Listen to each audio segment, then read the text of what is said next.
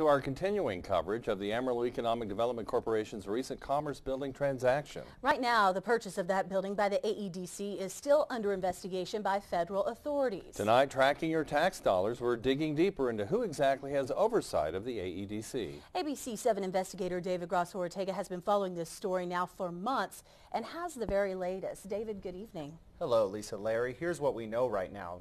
The Prana Group purchased the building for $1.675 million and turned around and resold it to the AEDC for $3.1 million and then regifted the building to the West Texas A&M Foundation for a downtown campus. Some of the investors in Prana Group happen to be on the board of the WT Foundation. But now the question is, who exactly has oversight over the AEDC? So you're talking about a large sum of public money that is hard-earned tax money, and because of its size, really needs keen oversight to make sure that it's being used and spent not only for the purposes it's intended, but also that it's been done in a very honest and transparent way. This is State Representative John Smithy calling for transparency and more oversight, right in the wake of the current AEDC Commerce Building controversy. He says he believes state legislation is needed to bring better oversight over economic development corporations all across Texas. It is the Amarillo Economic Development Corporation, so we went directly to the city of Amarillo to ask about oversight. City Attorney Marcus Norris declined an on-camera interview, citing lack of availability over a 2-week period. Norris did, however, email a statement reading the city's oversight is limited to appointing members of the board and approving their budget. The AEDC is supported by $17 million a year in local tax revenue. Prana, the group of local investors who resold the building, say they are committed to transparency as well. They want to show the public they are just a group of turnaround specialists who happen to sell to a taxpayer entity, the AEDC. Prana is led by local attorney Alan Rhodes. He did not want to go on camera, but referred us to his attorney, Kelly Utzinger. These guys are involved in finding sort of depressed buildings with tenants that are not great in number, and buying those low, filling them up, improving them, getting tenants, and then selling them again. And that was the plan for the Commerce Building. Digging deeper for you, we found there are 3 people who are part of the group of investors that resold the building and also part of the WT's foundation board.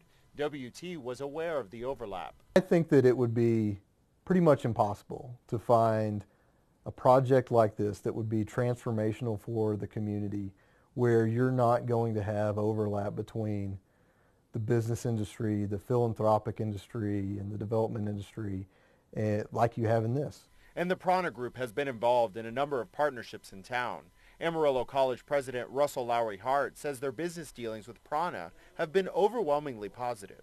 Our partnership with Prana has been very profitable, not only in the sale of land, but also in the creation of new partnerships for our technical programs.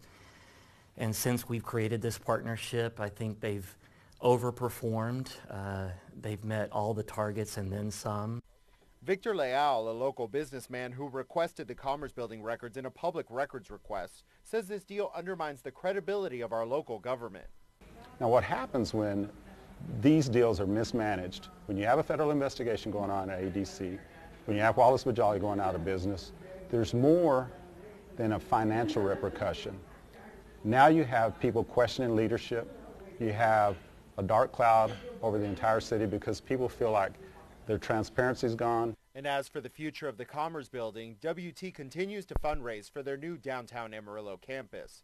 They say the publicity so far hasn't stopped their efforts. It certainly hasn't helped us any.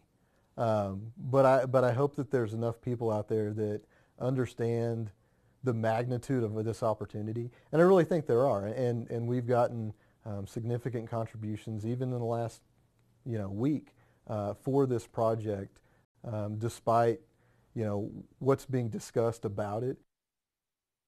So far, the AEDC declined to comment on matters related to the Commerce Building because their legal counsel has advised them not to speak on matters related to the Commerce Building that are currently under investigation by federal authorities. Of course, to catch up with this story, we've posted all our past in-depth stories to our website, connectamarillo.com. Just search for AEDC.